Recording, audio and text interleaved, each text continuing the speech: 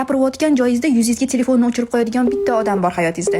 U odamga siz hech narsa ham deya olmaysiz bu uchun, chunki u sizni oyiz bo'ladi. 1000 ta like so'ralganda 10 000 ta like kelgan videoyimizning ikkinchi qismi. Onajonlarimizning qiziq xarakterlarini gaplashamiz.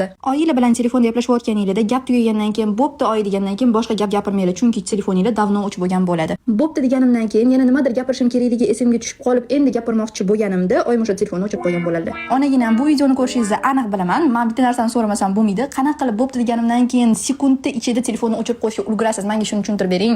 Telefonda gaplashgan paytimizda obязательно o'chganidan keyin yana boshqatdan telefon qilib qolib ketgan gapimni gapirib keyin o'chiraman. Mayli, nima bo'lsa ham onalarimiz baxtimizga sog' bo'lsin. Aytgandek, o'tgan safargi videomizga kelgan bitta-ikkita kommentariylarga javob berib ketmoqchiman. Bu videolarda hech kim onasini yomonlab muhokama qilib chiqmagan. Sizlar eshitayotgan bu gaplarni mana onam davno eshitganlar. Bu videoni ham obязательно ko'rarlar, xotir olmaydi. Dasha o'sha videoni ko'rib mazza qilib kulgan onalar ham pozitivniy kommentariy yozishyapti, lekin ba'zi bir qo'shtirnoq ichidagi aqlli odamlarni endi bilmadim nima deyish mumkin. Ularga ayta oladigan bittagina gapim, ozgina bo'lsa ham qo'yninglarni kengroq qilinglar, hamma joyda negativ tarqatavermasdan.